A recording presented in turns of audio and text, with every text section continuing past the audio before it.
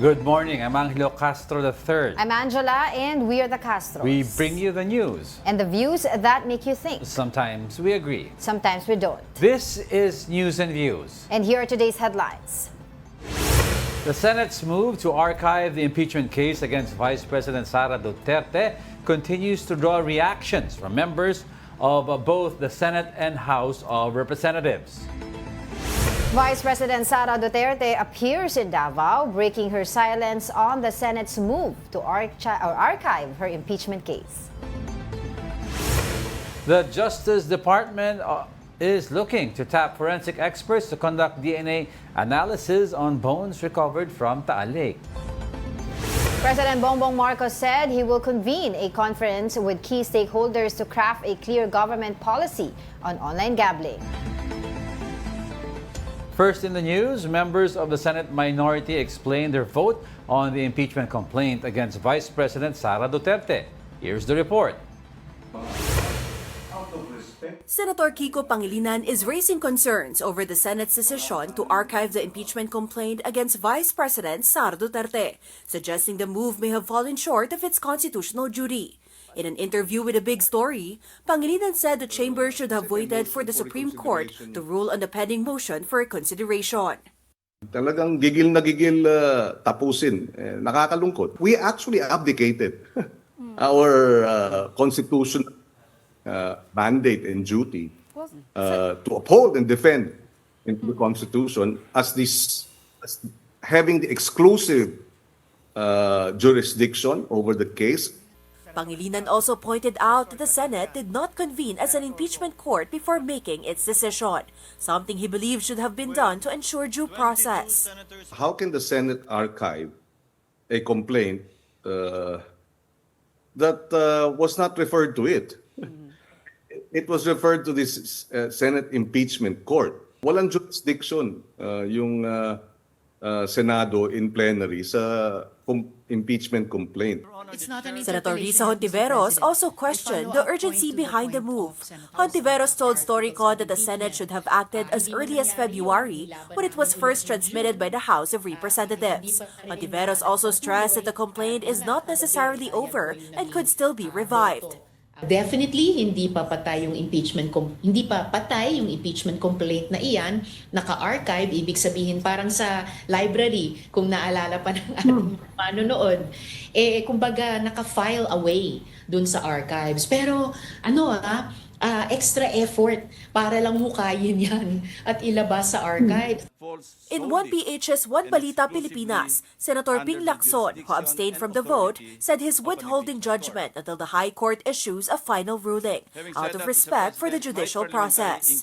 Sa archive, nag-abstain ako kasi nga, lagi ko sinasabi na dapat igalang at sundin ang Korte Suprema. Teka muna, paano kung dumating ang panahon na halimbawa yung Supreme Court dahil sa MR, ni-reverse na lang sarili at sinabing pwede yung Senado na mag-proceed na mag-trial. Senate Minority Leader Tito Soto, meanwhile, emphasized the importance of protecting the Constitution, regardless of political positions. Talagang gusto lang nila na ma-dismiss eh. As a matter of fact, pagka yan nagkaroon ng motion to bring back from the archive, dahil let's say sabihin ng Supreme Court nag-reverse, tignan mo kung ilan na mag-o-object dyan. Ayaw lang nila. Ako naman, whether ayaw mo o gusto mo, preserve the Constitution. Now, several members of the House of Representatives have criticized the Senate's decision to archive the impeachment complaint against Vice President Sara Duterte. Representatives Laila de Lima and Percy Sendanya questioned the Senate's urgency in setting aside the complaint, especially with the Supreme Court still deliberating on a motion for reconsideration filed by the House. House Speaker Martin Romualdez echoed those concerns, pointing out that the court had taken the matter seriously enough to require Vice President Duterte and other respondents to issue formal replies. The Makabayan Bloc, for its part, said it would refile its petition before the High Court, arguing that the Senate's action undermines constitutional checks and shields powerful officials from scrutiny. Very much concerned talaga, disconcerting, at hindi na naman nga po ako nakatulog. Ang hindi po namin maintindihan kung bakit pinilit nilang may archive Bakit sila nagmamadali? Nakakahiya. Nakakahiya ang desisyon ng Senado. The Senate decided to become a Duterte Senate. And to provide insights into the Senate's move to archive the impeachment complaint against Vice President Sara Duterte, we have retired Senior Associate Justice Antonio Carpio. Justice, good morning. Thank you for joining us. Good morning. Good morning to our viewers. Right. All right, Justice, dami ng comments naglalabasan, but yesterday we also spoke to Attorney Monsod and he did say that he feels na may overreach ang Supreme Court. Do you, sir, share the same sentiment? Yes, because, well, first of all, let's go to the glaring factual errors. No? Right. Sabi ng Korte Suprema that there was no plenary approval of the transmittal of the fourth complaint to the Senate. There was actually a plenary approval. And because of that, they have to reconsider, because that was the reason why they said the fourth complaint is unconstitutional, because there was no plenary approval. But there was. So they have to reconsider. Second, they retroactively applied the new requirements. But on February 5, 2025, these new requirements did not exist. And the House approved the fourth complaint based on Francisco and Gutierrez rulings of the Supreme Court. It was in accordance with the decisions of the Supreme Court at the time. So now the Supreme Court is saying the action on February 5, 2025, even if it complied with our rulings, then is unconstitutional. Hindi pwede yan. You cannot retroact. Right. Because the rule is, if the new regulations will conflict with your decisions before, you must apply your new regulations prospectively. Right. Because the House was not at fault. They just followed the Constitution. Right. They just followed the Supreme Court. How can you fault them? Oh, and we're talking So about if you yung fault two. them, Right. that is violation of due process. Because due process means before you can be accountable for an action, you must have been informed of the law or the rule. That's right. Right. 'Cause- That information is either constructive or actual constructive, but if it is published in the official gazette, whether you read it or not, you're bound by that. Or if you are actually given notice, the law or regulation was handed down to you. But in this case, the new rules never existed. They couldn't have known it constructively or actually. So they cannot be bound by that. It will be very unfair to retroact it. And that's why there is this doctrine of prospective overturning. That's right. Right. Oh, that's why. Decisions of the Supreme Court should be prospective because if you give it effect, it will clash with your old doctrines, your old rulings. Ito yun. This should be given prospective effect. But ang posisyon namin sa isang bayan, you cannot even give it retroactive effect, prospective effect, because it will practically kill the impeachment process. Because sinasabi nila, there should be a hearing at the plenary level. But at the plenary level, it says there, from the time you include the impeachment complaint in the order of business, you must refer it within 3 session days to the Committee on Justice. Right. Yes. So you have only 3 session days. How can you have to notify the person being impeached? He will have to answer in writing and he will present witnesses, evidence. Hindi kaya within 3 session days. So it's practically impossible to comply. Doon naman sa second mode, when at least 1/3 of the members of the House sign the articles of impeachment, sabi ng Constitution, the same shall constitute the articles of impeachment and trial by the Senate shall forthwith proceed. Walang time given to a hearing. and Yes. in the House. Diretso sa Senate because that is where the hearing will be conducted sa trial. Now, if you require a hearing at the plenary level for the second mode of impeachment, how many days? You cannot exceed more than 3 session days. You have to be symmetrical with the first mode. But hindi rin kaya talaga 3 session days. And that was never the intention in the Estrada and Corona impeachments, Yes. which were direct filing by at least 1/3. There was no hearing at the plenary level. Oh, Justice, you raised so many good points po, no? But I want to also take on yung sinasabi po nila dun sa Supreme Court na they made specific 7 rules after this ruling, at July 2025 ruling, na sinasabi po nila dapat hindi nila ginawa yun because dapat po ang Supreme Court just interpret the laws. Tama po ba yun? Well, tama yun because it's very clear. Under the second mode, nakalagay doon, once at least 1/3 of the members of the House signed a resolution on impeachment, nakalagay, and I quote, "The same shall constitute the articles of impeachment and trial by the Senate shall forthwith proceed." That's right. End of quote. So, there's nothing there. It's very simple. And that has been followed in the Corona and Estrada impeachments. They sent it directly. Walang hearing sa plenary, and even in the deliberations in the CONCOM, walang hearing. If you read it, it's very clear. Walang hearing. And the Filipino version of the Constitution says yung forthwith means agad-agad. So, agad-agad means wala nang hearing, diretso mo na, because that is where the hearing will be conducted in the Senate. Dahil, i-duplicate mo eh. The Senate will do that anyway. Why will you do it in the House? It's the trial shall be in the Senate. Pero Justice, follow up ko lang po, no? Having said that po ba, magkakaroon po ba ng kumbaga pagbabago doon sa mga previous impeachment cases natin, yung isang attempt to kay former President Estrada and kay late Justice Corona? Well, that's already settled. Tapos na yung term nila. Tapos ng term ni Estrada, and CJ Corona has died already. So physically it cannot be But on the record. it cannot be revived anymore. But theoretically, if you talk legally, dapat you also give them the benefit, no?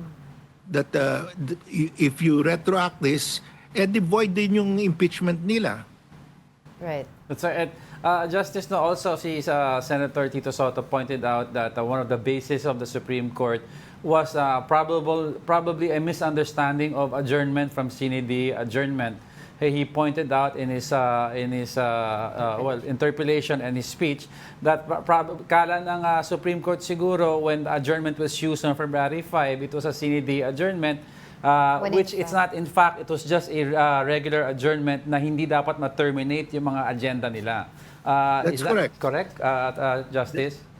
That's correct. It was not a CDD adjournment, so nakalagay doon sa saligang batas from the time you include the impeachment in the order of business, you have 3 session days to refer it to the Committee on Justice. Yes. It-include nila on the 10th day. So within, sabi ng Supreme Court, that's still within the 10 session days. So they adjourned on that day. But since it's not sine die, there are still session days after that. Yes. Therefore, yung may 3 days pa sila to refer it to the Committee on Justice. So mali yung sinabi na when they adjourned on February 25, the 1-year bar rule applied already. Hindi, because based on the Constitution, you still have 3 session days to submit it. So tama si Senator Soto. It was not a sine die adjournment. Alright. Let's talk about what happened at the Senate the other day, yung kanilang pag-archive ng impeachment case ni VP Sara Duterte. What's your reaction on that? Well, the archiving means it's not dismissed. So if it is not dismissed, the Supreme Court cannot say the pending MR is academic or moot. And therefore, the Supreme Court cannot dismiss the pending MR based on mootness. That's the consequence. Dahil ang original position nila Marcoleta, the group of Marcoleta, was to dismiss. Yes. Right. No? If it were dismissed, Then that's dead. the MR would have been dismissed also because moot na Yes. Dinismiss na ng Senado. But since the Senate archived it only, the case in the Supreme Court, the MR, is still alive. So okay lang po sa inyo yung ginawa nila, better than yung motion po ni Senator Dito Soto, which is to table. Well, pareho naman yung effect. But that is definitely infinitely better than a dismissal. All right. Justice, I'd like to ask you about the comments of Senate President Escudero, who slammed most of the retired justices about saying parang it didn't please their narrative daw, kaya nagsasalita ngayon. Sa panahon daw ni Chief Justice Davide, most of them were against moving forward with the impeachment because of the same technicalities or issues that were hounding them today. Pero ngayon, when it suits, when it's a different name daw, Duterte ang nakalagay, biglang sila saying na dapat ituloy. Si Justice Ascuna has said, iba ang kwento, because sa panahon daw ni Davide, it's Committee on Justice dumaan daw doon. Dito was a different story. What are your thoughts on that? Well, tama si Justice Adolf. Iba yung facts, no? That doon sa kay Davide, in the Francisco case, the plenary referred the impeachment complaint to the Committee on Justice. Umabot. Okay. So there was initiation. Yes. And the one-year bar applied. And after the one-year bar applied, dumating yung resolution ng House signed by 1/3. So barred na. Okay. All right. Dito, ang nangyari, wala namang umabot sa Committee on Justice because this is a direct filing. Yes. So iba. And that's why we are now in the Supreme Court. The Sambayan, of which I am chair, we filed a petition for intervention to precisely defend the ruling of the Supreme Court in Francisco and Gutierrez, na yun ang tama. So yun nga po, you asked the SC to allow you to become a party to the case through a motion for intervention. How does this work? And yung pong inyo pong tanong din po sa Supreme Court to preserve yung status quo to prevent the Senate from taking concrete actions, yan po ay moot and academic na at this point. Tama po ba? Again? Opo. You asked for the Senate to preserve yung status quo along with your motion also to become a party to the case through a motion for intervention. How does this work po? Well, the Senate already acted, not the Yes, archive, but it did not dismiss, so it's still okay. Okay. And our intervention has not yet been granted. We're waiting for the Supreme Court to act on it. All right. With that, we would like to thank you on your time. Maraming salamat po. We hope we can still invite you again kasi I'm sure malaki-laki at mahaba-haba po itong usapin na ito. Thank you so much for your time and insights. Retired Senior Associate Justice also. Antonio Carpio. After speculations on her whereabouts, Vice President Sara Duterte appeared in Davao City. There, she finally broke her silence on the Senate's move to archive her impeachment case. Here's the report. Vice President Sara Duterte attended the Thanksgiving Mass at San Pedro Church in Davao City on Thursday. This is part of the Kadayawan Festival celebration this month. There, the Vice President said the Senate's decision to archive her impeachment case should be respected. I wanted a bloodbath, meaning I wanted all the pieces of evidence from the prosecution and all the pieces of evidence from the defense presented for everyone. But unfortunately, wala na siya. So possibly, wala ta kibalo, 2026, 2027, 2028, na ay mga mag-file na po og impeachment. That will be another opportunity to answer. On Senator Alan Peter Cayetano's statement that if people really wanted VP Sara removed, they should just defeat her in the 2028 elections. This was the Vice President's response. Well, yes, ang mga senators na sila kaugalingon po nila na mga stand and opinion, and we should respect each manifestation and stand sa ato ang mga senators. According to the Vice President, her father, former President Duterte, was pleased with the Supreme Court decision declaring her impeachment case unconstitutional. Tinawagan siya ng kanyang lawyer at ibinalita sa kanya na nanalo siya sa Supreme Court case, na mag-relax daw siya for one day. Hindi daw siya mag-meetings at hindi siya mag-physical therapy dahil gusto niya daw i-enjoy yung moment na nanalo yung kaso sa Supreme Court. Vice President Sara Duterte also held a Thanksgiving celebration together with her legal team and petitioners advocating for the dismissal of her impeachment case. Davo City councilors also attended the gathering.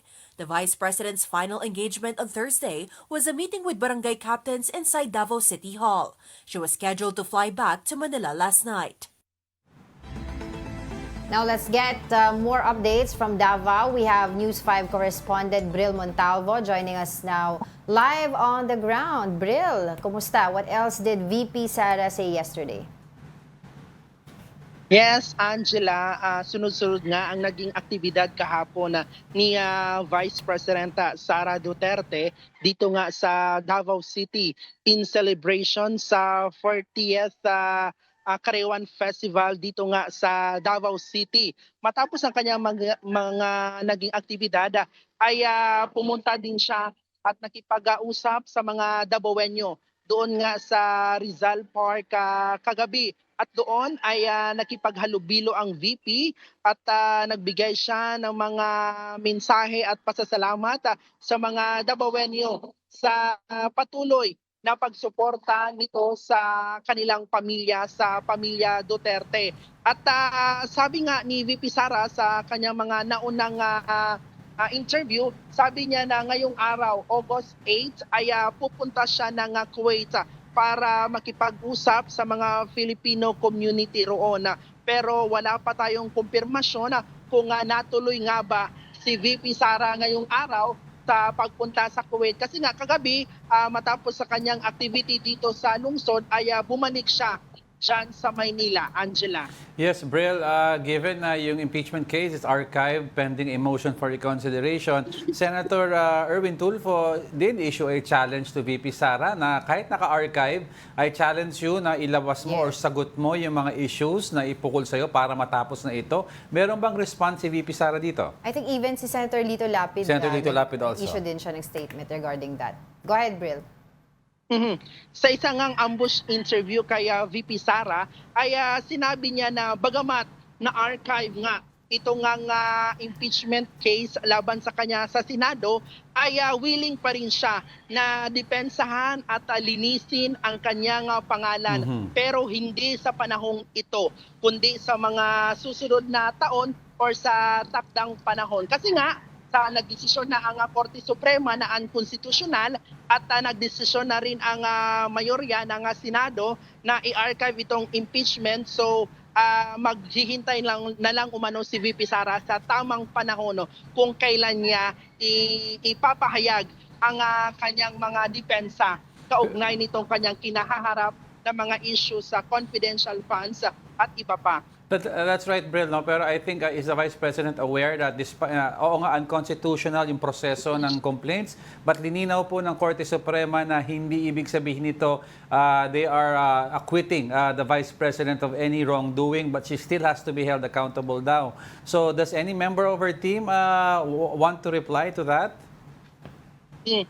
Alam mo, Angelo, sinabi nga din mismo ni VP Sara bagamat na archive nga itong kanyang impeachment complaint ngayong taon ay willing pa rin siya or bukas pa rin ang kanilang kampo na sa mga posibilidad na magsasampa pa rin ng another impeachment case. Yes, Ito nga kritiko niya or mga ito nga kalaban ng kanilang pamilya sa mga susunod na taon, whether 2026, 2027, or 2028, handa pa rin ang defense team ni VP Sara sa anumang impeachment case na naman na isasampa sa kanya. Alright, meron ka bang balita kung kailan siya babalik ng The Hague to visit her father? Alam mo, Angela, marami din siyang mga event next week sa Karayawan Festival, sa mga highlights sa Karayawan Festival next week. So most probably babalik dito ang Vice President. At ayun nga sa nakuha natin sa ating source, most probably na by next month babalik sa The Hague si VP Sara. Alright. Alright, thank you for that. News 5 correspondent Bril Montalvo reporting live from Davao City. Thank you, Bril. Kailan kaya yung tamang panahon? I wanted to ask sana, pero I wanted to ask para kung nandun, di, nagtatanong kasi. sa Davao, kung nandun si Hanilet. Kasi. Kasi, di ba, yung issue din on the property and stuff. Kinonfirm naman ni VP Sara na tungkol dun sa pagbisita niya sa The Hague, hindi rin siya po pwede dun si Hanilet. No? Oo. Okay, we'll be back with more stories after the break. Keep it here on One News.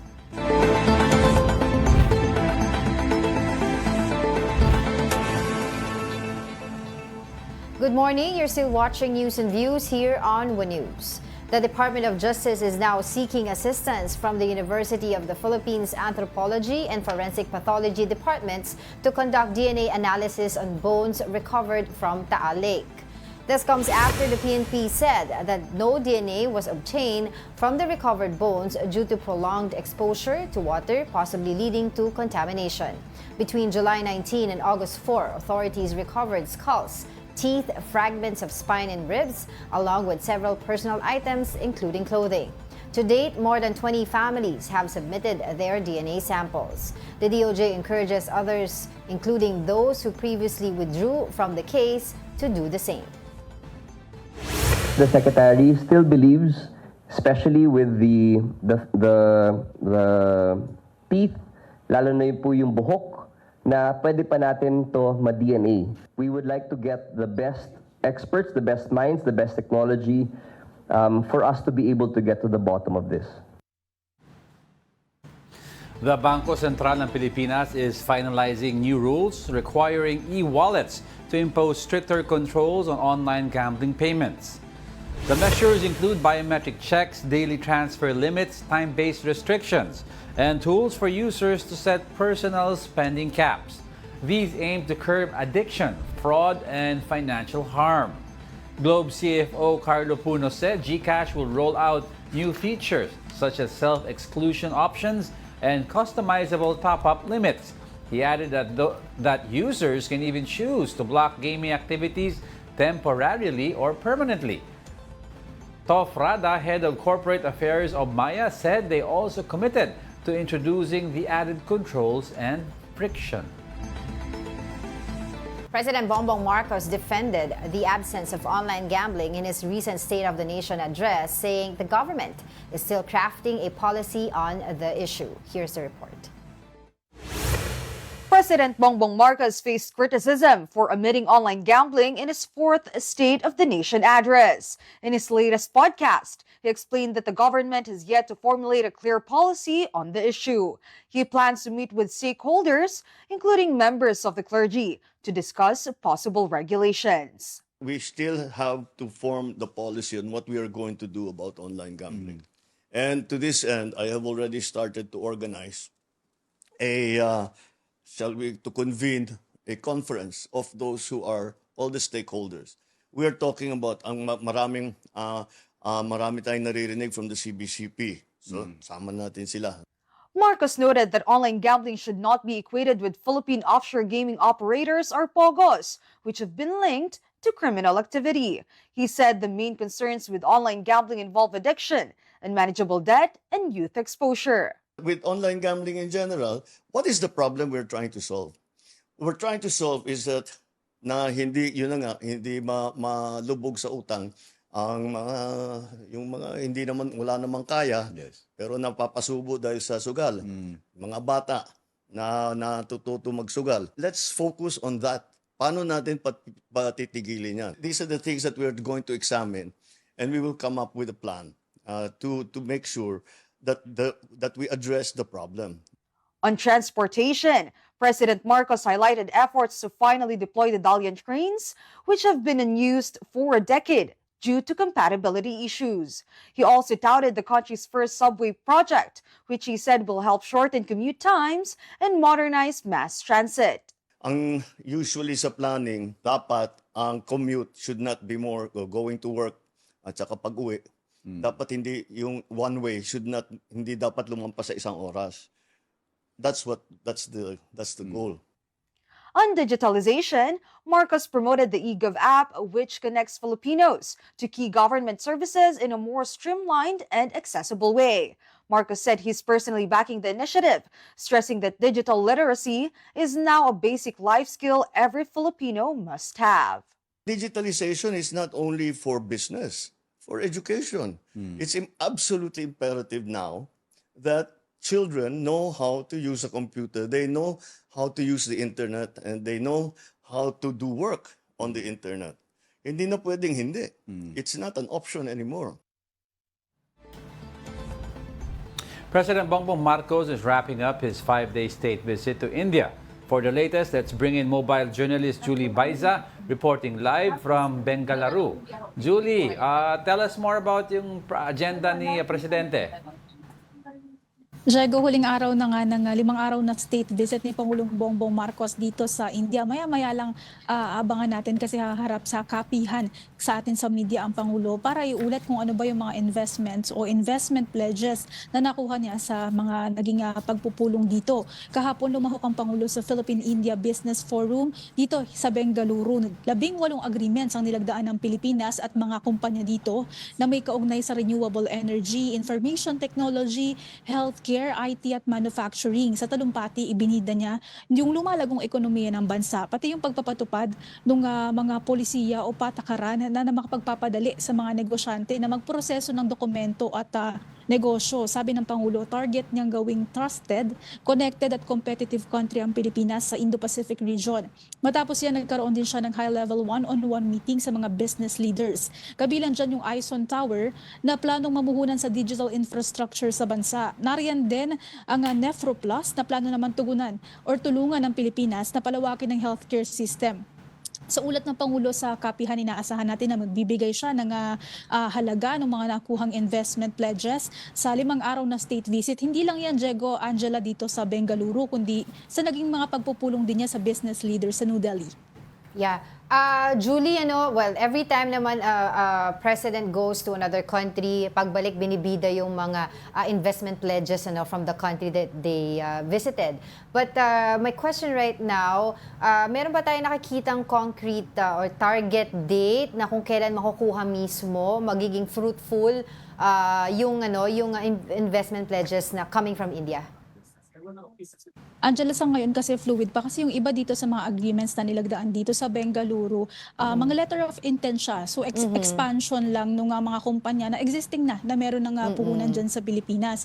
Yung iba naman, iniuulat yan ng mga concerned government agency. For example, kung may kaugnayan sa infrastructure, ang follow-up na nitong mga investment pledges na to with Department of DPWH and DOTR na sila na yung nag-uulat na yung pledges ng Pangulo naka-generate siya ng certain, for example, 10,000 jobs doon sa sector na yon. So parang ganoon yung nagiging flow. Wala siyang specific na date kung kailan magsisimula o kung kailan na mamumuhunan yung mga ito. Kasi again, yung iba nga letter of intent lang naman.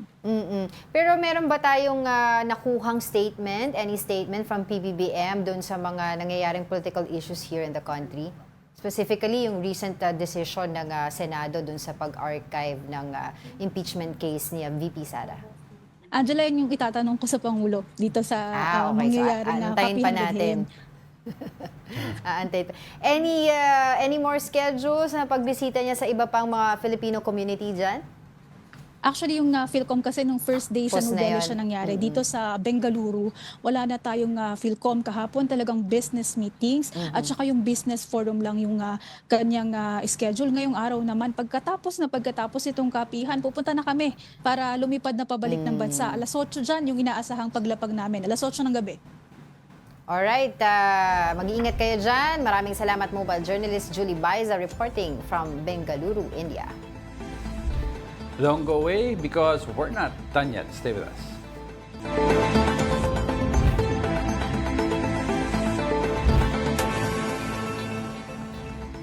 Welcome back. You're still watching News and Views here on the One News. 2 students are in critical condition after a shooting inside a classroom in Santa Rosa, Nueva Ecija. Police identified the gunman as alias Leo, 18 years old. He allegedly shot his former girlfriend, alias Leah, 15, before turning the gun on himself. Investigators say Leo entered Leah's classroom, pulled her from her seat, and shot her in the neck.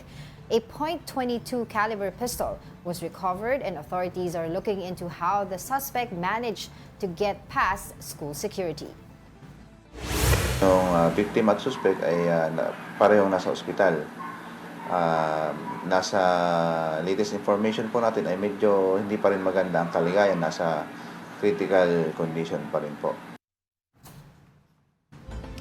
Teachers group is urging the hiring of more guidance counselors and reducing overcrowding in classrooms. They say these issues may be among the reasons why the problem of bullying in schools remains unresolved. Para bigyan ng mukha ang Balita, Mobile Journal, Evan Tarinque.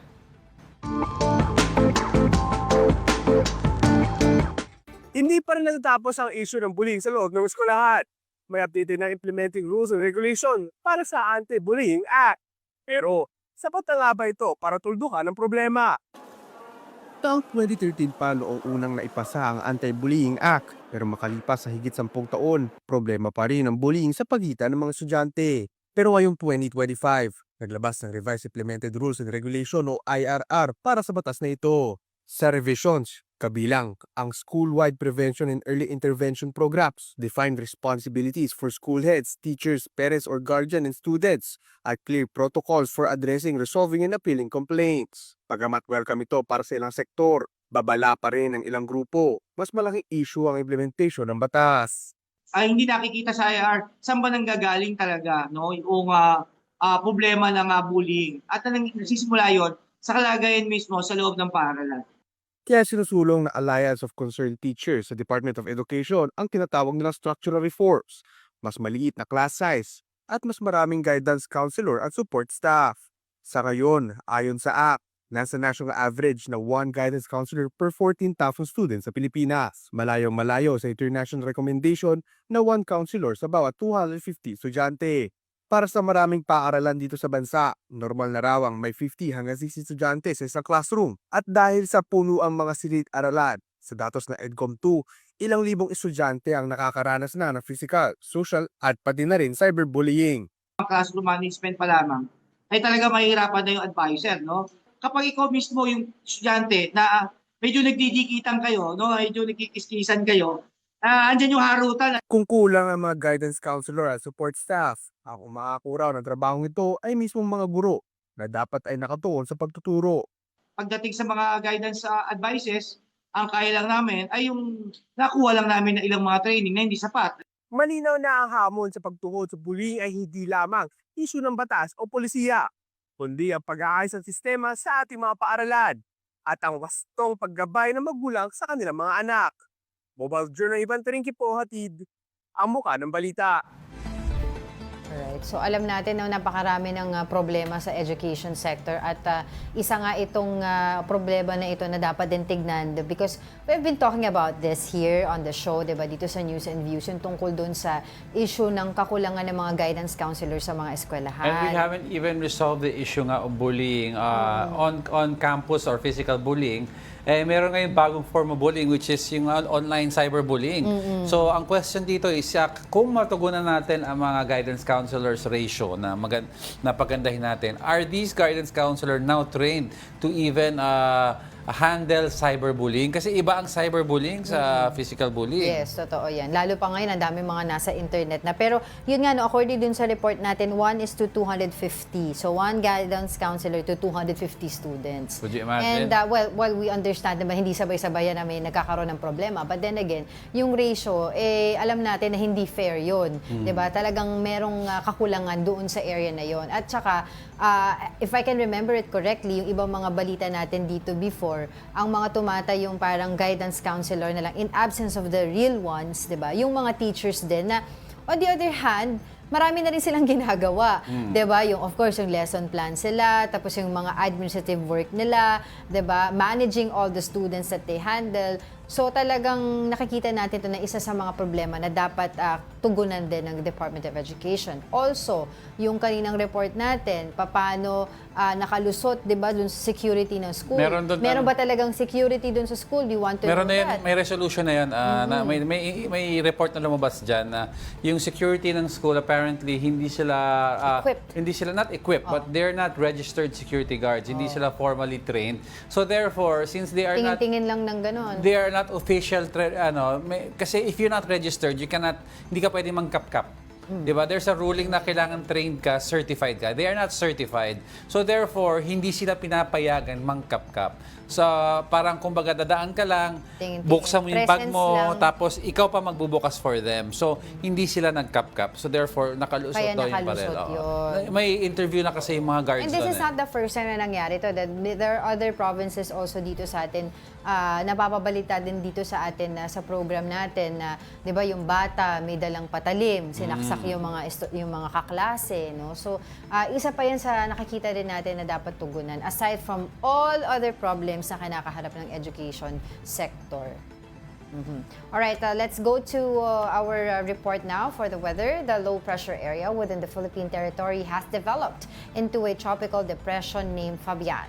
As of 8 a.m., Fabian was seen some 145 kilometers west of Sinait, Ilocos Sur. It is expected to exit the Philippine area responsibility in the next 24 hours. Meanwhile, another tropical cyclone is expected to enter PAR by Sunday or Monday. As of this morning, Tropical Storm Podul remains far from the Philippine landmass. The two weather systems have no direct impact on any part of the country. Habagat, though, continues to affect Palawan and the entire Visayas and Mindanao. Other areas may also experience rains due to localized thunderstorms. So, kung ito yung dalawa, most probably, kasi nung 2 weeks ago, if I'm not mistaken, a week ago, sabi nila 17 pa, yung asahan natin na papasok na mga weather systems dito sa Philippine Air Responsibility. So, if this is 2, minus mga 15 pa until January 2026. If you remember, every Christmas, the week before Christmas, laging may malalaking bagyo na cause havoc to other provinces. Mostly kasi sa southern areas na by December. Yeah, I remember yung natin, yung Typhoon Yolanda, 'di ba, years ago, 2013 if I'm not mistaken, December 8. Yeah, but para to expound more on this, we have with us a weather specialist, Benison Estareja. Benison? Yes po, good morning po. So Benison, although mukhang may improvement as compared to a few weeks ago yung weather natin, may titignan ba tayong possible weather disturbances in the next few weeks? Well, sa ngayon po, meron na actually itong ating monitor po na low pressure area as of 8 in the morning. Dito sa West Philippines ay naging tropical depression Fabian, pero inaasahan din po na lalayo ito ng mabagal sa ating kalupaan, and possible by tomorrow early morning po ay nakalabas na ito ng ating PAR. So kung babasihan po natin yung ating latest satellite animation, is wala namang direct effect at maliit lamang itong si Bagyong Fabian. Samantala yung isa naman po, si Tropical Storm Podul, international name po ito, ay posibleng pumasok naman ng ating area of responsibility pagsapit po ng Sunday evening or Monday morning. At ito naman yung papangalanan po natin na Goryo, o yung magiging second na bagyo for the month of August. Yung nakikita nating movement nitong si Bagyong Podul sa ngayon, pa westward, and possibly pagpasok niya ng PAR, kikilos po siya westward pa rin or moving towards extreme northern Luzon. So most likely, maapektuhan yung outer cloud bands, itong extreme northern Luzon pa rin by middle of next week. and hindi pa rin natin inaalis yung chance po na magkaroon ng paghila ng habagat. Pero yung enhancement po sa ngayon for this bagyong Podul is mababa pa naman po. But Benison, speaking of habagat, napansin nga natin medyo may paghina siya in this past weeks. Anong dahilan nito? And asahan ba natin na lalakas ulit ang habagat? Kailan ba matatapos ang habagat? Yes, naging kakaiba po yung behavior ng habagat natin for now at sa mga susunod na araw as compared po nung buwan ng Hulyo dahil nga during that time kasi napaka-active po ng ating Pacific Ocean, napakaraming mga cloudiness, moist ang ating hangin sa paligid ng Philippines. So yung tendency po natin is magkaroon talaga ng maraming kaulapan dulot po ng habagat. Last in-enhance po ito ng mga bagyo. Nagkaroon tayo ng 4 na bagyo noong July. But for now po, yung behavior ng ating mga weather system so far, hindi pa siya kalakasan. Tapos medyo tuyo yung hangin relative to last month. Pero possible pa rin po for the latter half of August is magkaroon ulit tayo ng malahabagat po ng mga pagulan. Kailan yung pasok naman ng amihan? Yung amihan naman po is November pa naman. Tapos posible siya mag-last up until March po. March. So pagpasok nito ng amihan, Benison, sa November, do we expect ang pag-behavior ng pag-ulan mag-iba? Lalalaba yung volume ng rain or what do we expect? Yes, iba po yung behavior ng ulan kapag meron tayong amihan season. Kapag habagat po kasi usually yung mga nasa kanlurang parte po ng Luzon, Visayas and Mindanao yung magkakaroon ng mas malalakas po at madalas na ulan. But during the amihan season, nag-i-start po yan November dito sa may Northern Luzon. So maulan po dito sa may Cagayan Valley. And then pagsapit po ng December and January, dyan na bumababa po yung ating tinatawag na shear line or yung banggaan po ng amihan at ng easterlies. Kaya mas malalakas po yung mga pag-ulan dito sa Eastern Luzon naman po and Eastern Visayas. Benison, ngayon we're entering the bare months, no? Like September na in just a few weeks. Ang tanong ko dito is, pagpalo ng bare months na ito, saan karamihan tumatama ang mga bagyo? Are we looking at the north or southern areas? For August, September, and October, medyo mataas pa po yung tinatrack nyo ng mga bagyo natin na pumapasok ng Parno. Usually po dito sa may Luzon. But then pagsapit po ng November up until January, possible na mas bumaba pa ito. Minsan bumababa ito dito sa may Eastern Visayas and then Caraga region. Then tatawirin po yung Visayas, Palawan area. Kaya mas delikado kumpara nitong panahon ng tag-ulan, mas delikado kung ang pag-uusapan natin ay yung landfalling ng mga bagyo tuwing last 2 months po ng year na to. Oo. Mas mas mahangin, kumbaga. Tama ba? Or ramdam yung epekto ng hangin at saka po yung ulan. So does it follow ba, Benison, pag mas mataas ang storm signal, pag mas malakas ang hangin, mas mahina ang ulan dahil parang pinapalo ng hangin daw yung rain droplets bago tumama sa ground? Yung basihan po ng kalakasan or kahinaan ng bagyo talaga is hangin. So kapag sabihin natin na mahina ang bagyo, mahina yung hangin. Pero pag malakas yung bagyo, such as typhoons and super typhoon, malakas po yung dala niya na hangin. Regardless po yan sa dami ng ulan na ibubuhos nito. No? So merong mga tropical depression lamang or mahinang bagyo na malakas po ang dinadalang ulan. No? Whereas for super typhoon and typhoon, most likely po malakas talaga yung dala-dala nitong ulan. Benison, last question na on my end. Yung sa mga areas natin dito sa bansa na talagang tinamaan ng malalakas ng ulan this past weeks, since June, July, kasama na nga ang Metro Manila, meron ba silang time na, kasi until now, baha pa rin no? So may time ba na makapag-subside yung mga baha, hindi mo nauulanin yung mga areas na yon? Kung ang pag-uusapan po natin is may experience ba ulit nila yung naranasan nila in the past few weeks, then at least po in the coming weeks po, at least in the next 2 weeks, hindi naman po. No? We're seeing na mas iiral po yung magandang panahon and then meron lamang mga isolated na ulan. Kung meron mang mga habagat, hindi naman po siya nagpa-persist ng few days, no? Usually mga 1 or 2 days. Salamat naman. Like 2 weeks ago, nag-persist siya ng 1 linggo, Benison. Yes, more than a week. So may improvement now. Thank you, Lord, para naman may time for recovery, Yeah, kasi grabe din yung mga nasalanta ng bagyo. With that, maraming salamat sa iyong oras, our weather specialist Benison Estarehan. Or Pag-asa's weather specialist. May pag-asa. Galing sa pag-asa.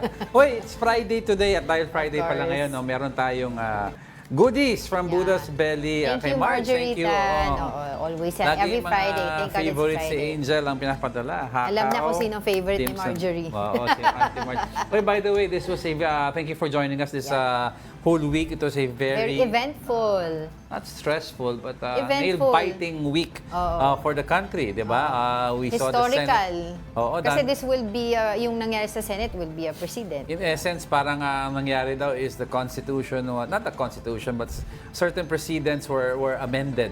Diba? So hindi na siya, nag-iba na ang ihip ng hangin. So let's see, meron pa tayong motion for reconsideration for the impeachment issue, but in the meantime, we just have to wait. What happens, definitely sa weekend wala mangyayari, no? Sana. Hindi, wala naman, kasi wala naman pasok ang Supreme Court sa weekend. Yes, but hindi natin alam sa ibang balita. Wala rin session ng ano, so we're just hoping. You have to remember yung mga balita minsan nangyayari sa weekend. We're hoping for a peaceful weekend, please. Yun lang naman. Kasi yung weather nag-i-improve, let's hope for a peaceful weekend naman, di ba? Para makapag-bonding naman with the family members this week. Hoy, before I let, may sasabihin ka ba? Wala na? Wala. Go ahead. Okay. Before I let everyone go, I'd like to leave a quote for everyone, for politicians, for mommy, daddy, di ba? Or, a quote that hopefully that you could think about as the weekend goes by. However good a However good a constitution may be, if those who are implementing it are not good, it will prove to be bad. However bad a constitution may be, if those implementing it are good, then it will prove to be good. This is a quote from the founding fathers of the United States Constitution. Hindi nakadefine kung sino, basta sinabi to ng founding fathers of the US. It doesn't matter anong klaseng constitution meron ka, kung yung mga taong implementation. Yung mga tao sa gilid mo ay bulok din ang magiging constitution. Yun lang ang alalanin yung mga nanonood, ha? Okay? And that wraps up today's episode of News and Views. Join us again on Monday. I'm Angela Castro. And I'm Angelo Castro III. We are One News. All sides, all Happy sides. weekend. Stay safe.